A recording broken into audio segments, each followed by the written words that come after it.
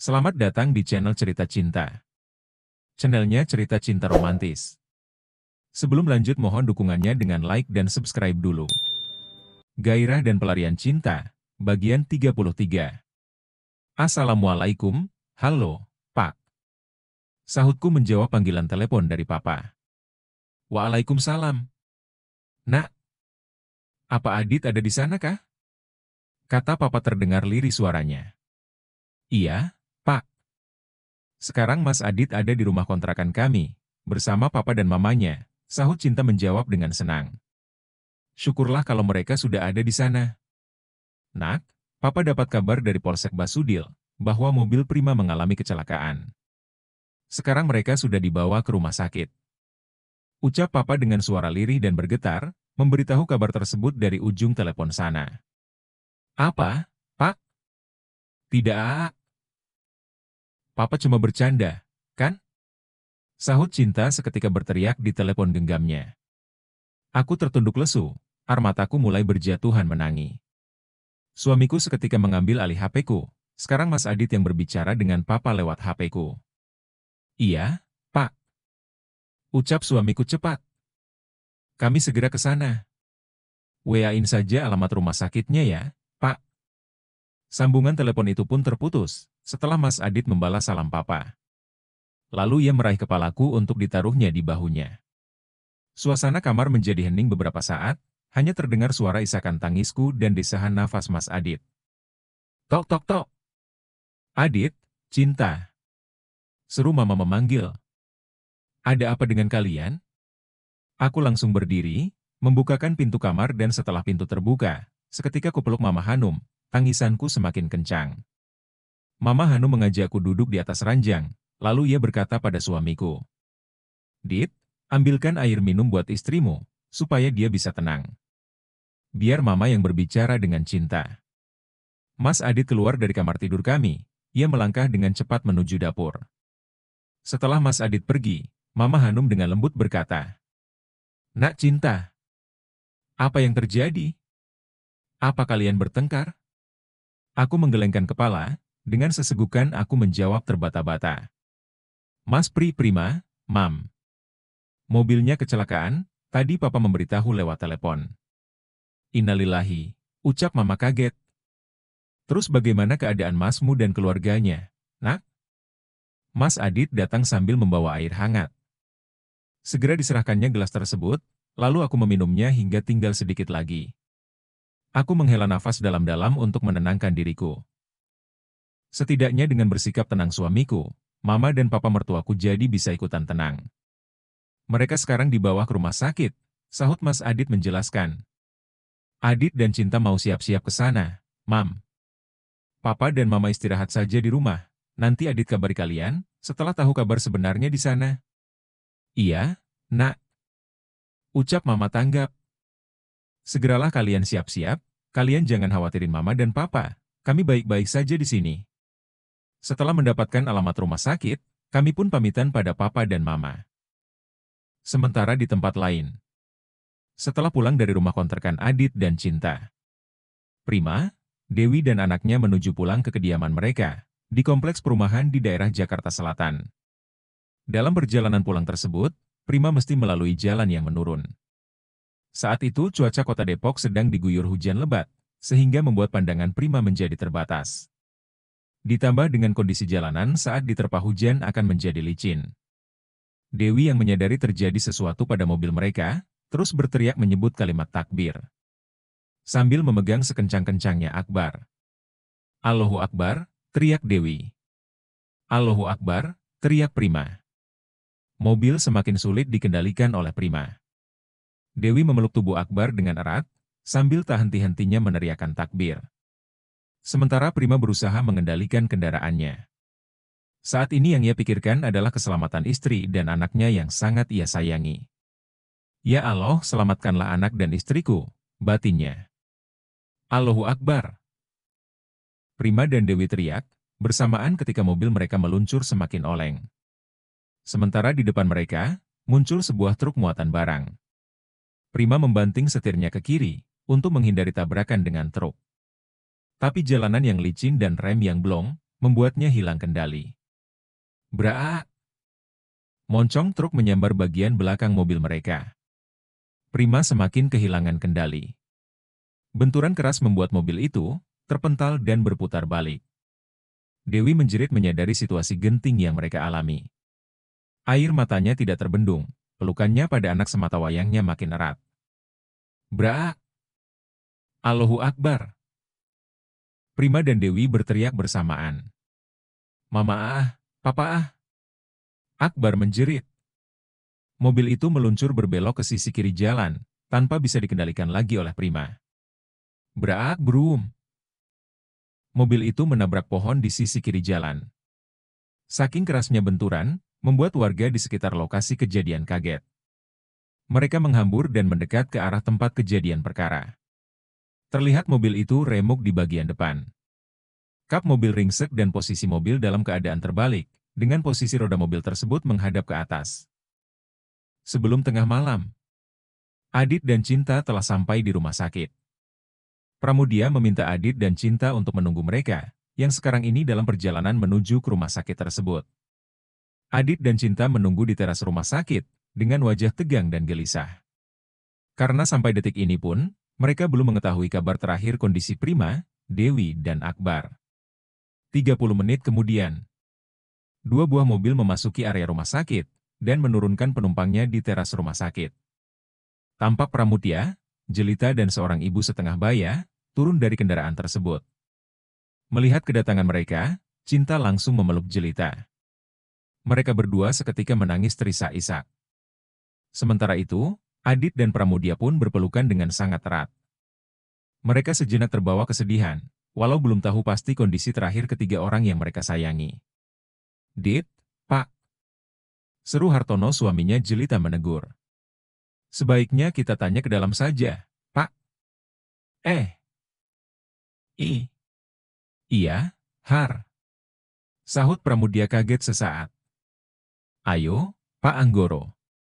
Kita sama-sama cari informasinya di dalam.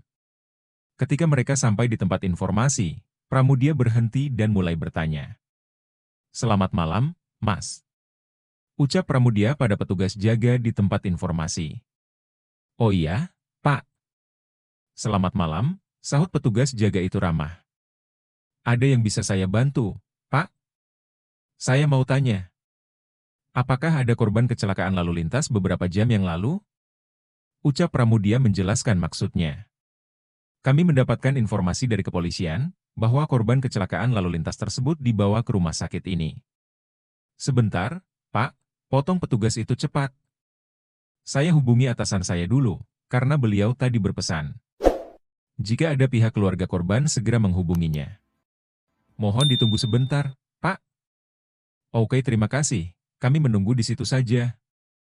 Ucap Pramudia, lalu ia melangkah mendekati keluarganya, yang duduk tidak jauh dari tempatnya berdiri. Sambil menunggu petugas itu menghubungi atasannya. Pramudia menelepon rumahnya, menanyakan keadaan istrinya kepada salah seorang asisten rumah tangganya. Tadi ia berangkat ke rumah sakit ini dalam keadaan dilema, di satu sisi ia mesti meninggalkan Sekar dalam keadaan pingsan. Ketika mendapatkan kabar soal kecelakaan yang dialami putra mereka. Namun di sisi lain ia juga mengkhawatirkan keadaan Prima beserta anak dan istrinya. Pramudia bisa sedikit bernafas lega, setelah mengetahui kabar Sekar sudah sadar. Dan ia meminta ART-nya untuk memantau kondisi Sekar, karena urusannya saat ini belum selesai. Tiba-tiba, datang seorang pria berpakaian serba putih khas pakaian dokter, didampingi oleh seorang berpakaian polisi menuju ke arah mereka. Pramudia yang melihat kedatangan kedua orang itu sempat kaget, dan segera menyudahi pembicaraan teleponnya. Selamat malam bapak-bapak dan ibu-ibu, sapa petugas kepolisian itu dengan ramah dan sopan. Oh iya, perkenalkan nama saya, Ibda Mulyono. Dan di samping saya, Dr. Samsul. Kepala rumah sakit ini. Pramudia, dan yang lainnya mengangguk. Mohon maaf, apa betul kalian semua adalah keluarga dari Prima Sukmawan Pramudia? Ucap Ibda Mulyono, kemudian sambil menyerahkan identitas Prima, berupa KTP pada Pramudia. Benar sekali, Pak. Ucap Pramudia bersuara mewakili lainnya. Saya adalah papanya, bagaimana kondisi anak saya beserta istri dan anaknya, Pak? Dok, untuk lebih jelasnya, mari ikut kami, ucap Dokter Samsul tegas dan tanggap. Kemudian mereka berjalan memasuki koridor rumah sakit. Tidak lama sampailah mereka di sebuah ruangan. Pramudia beserta yang lainnya terbelalak kaget setelah mengetahui mereka diajak ke kamar jenazah. Tiba-tiba, Cinta tergolek lemas dan ambruk. Namun Adit dengan sigap menangkap tubuhnya dan segera membopong tubuh istrinya. Jelita bahkan terpekik histeris sebelum mereka masuk ke dalam ruangan tersebut. "Mohon maaf," ucap Dokter Samsul memberitahu. "Kami sangat memaklumi kondisi Bapak dan Ibu semua.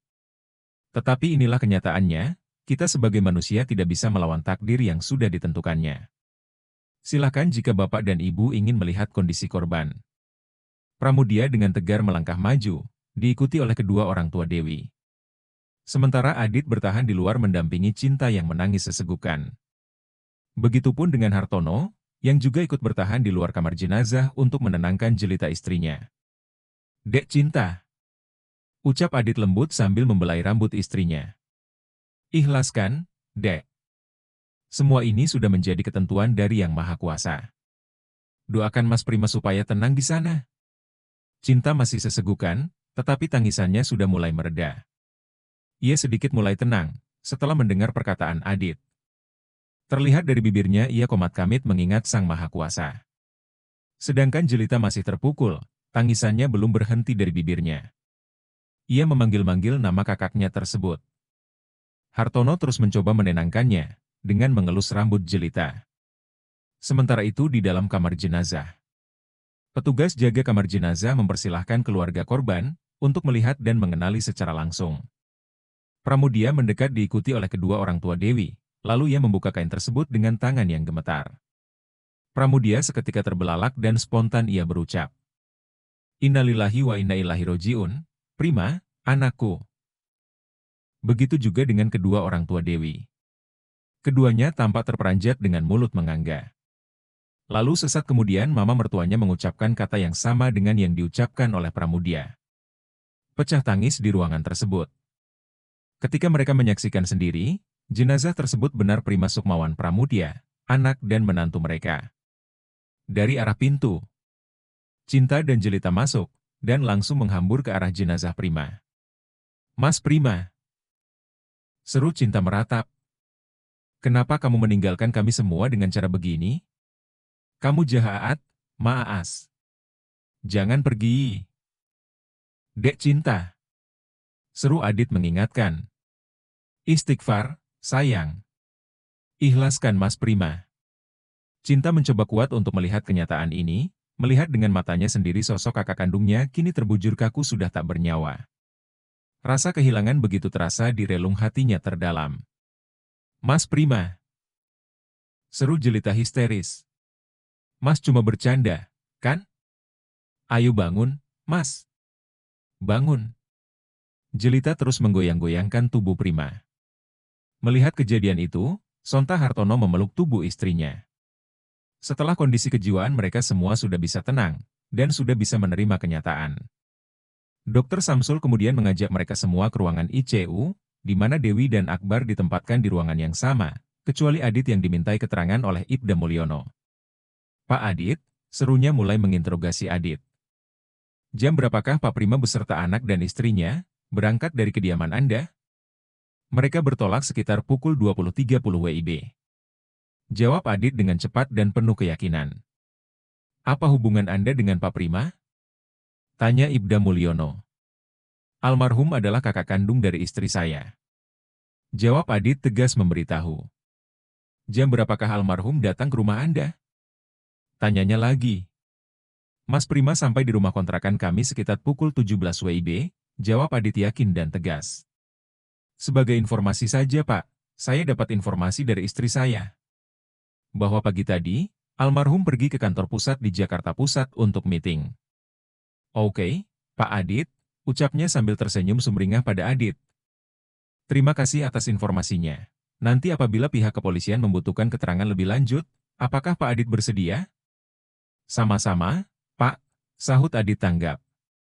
"Baik Pak, saya sangat terbuka untuk memberikan keterangan selanjutnya sesuai dengan yang saya ketahui." Setelah keduanya selesai berbicara empat mata, Ibda Mulyono kemudian mengajak Adit menuju ruang ICU yang berada di lantai 3. Sesampainya di ruang ICU, terlihat dua orang yang terbaring koma, yaitu Dewi Savitri dan Akbar Maulana, istri dan anak almarhum Prima.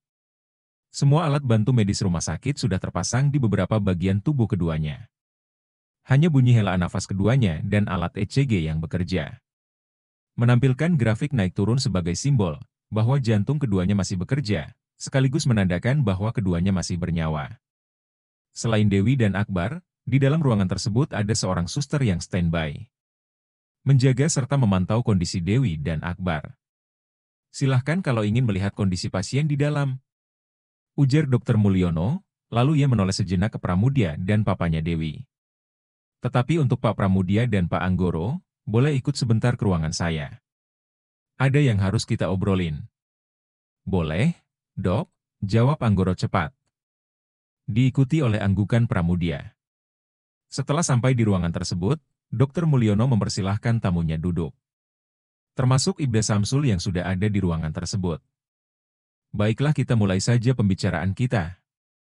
Kebetulan di sini sudah ada Ibda Mulyono. Beliau yang akan menjelaskan kronologi kejadian di lapangan sampai semua korban dibawa ke rumah sakit ini. Ibda Samsul mulai bersuara, beliau mulai menceritakan kronologi kejadiannya di TKP. Saya sedang melakukan perjalanan pulang dari kantor Polsek. Ketika mobil saya melintasi tempat kejadian, telah banyak warga sekitar berkerumun. Segera saya menepikan kendaraan untuk melihat lebih dekat apa yang sedang terjadi di sana. Setelah mengetahui ada kecelakaan lalu lintas, segera saya menghubungi anak buah. Saya meminta mereka membawa mobil derek, meminta menghubungi pihak rumah sakit terdekat untuk membantu korban.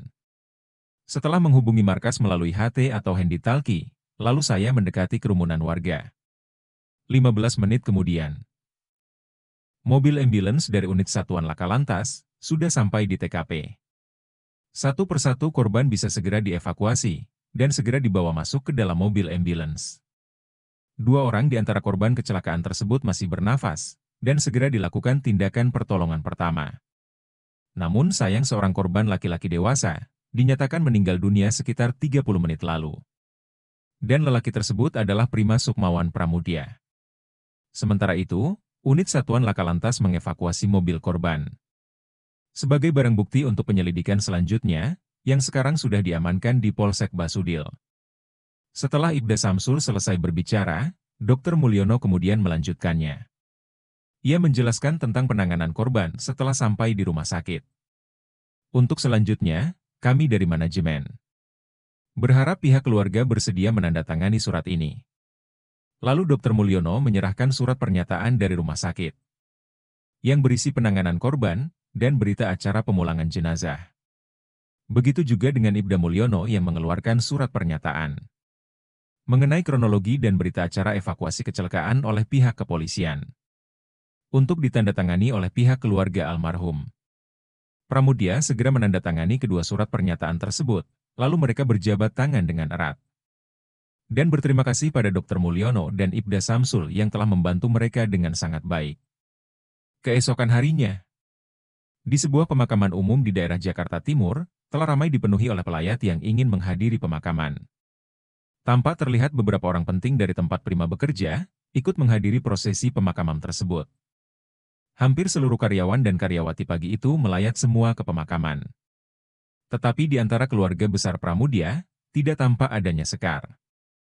Sekar tidak bisa menghadiri pemakaman putra sulungnya, dikarenakan kesehatannya terganggu. Ia terkena penyakit hipertensi atau penyakit darah tinggi. Tensi darahnya naik, mengakibatkan ia mengeluh sakit kepala.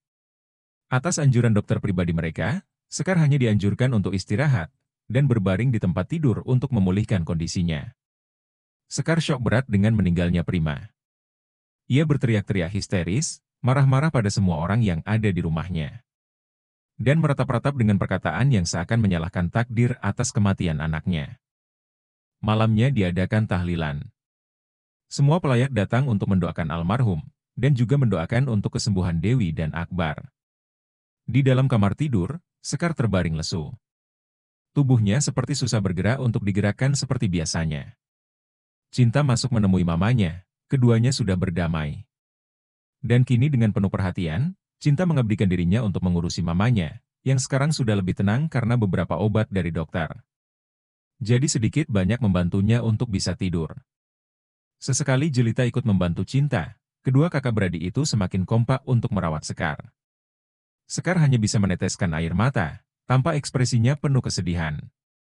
Terpukul dengan meninggalnya putra sulungnya, yang sangat ia banggakan untuk mengangkat martabat keluarganya. Tetapi ia pun bersyukur karena ia dan Cinta sudah saling memaafkan. Kini Sekar perlahan-lahan mulai bisa menerima takdir kematian, setelah diingatkan terus oleh Pramudia, Jelita maupun Cinta.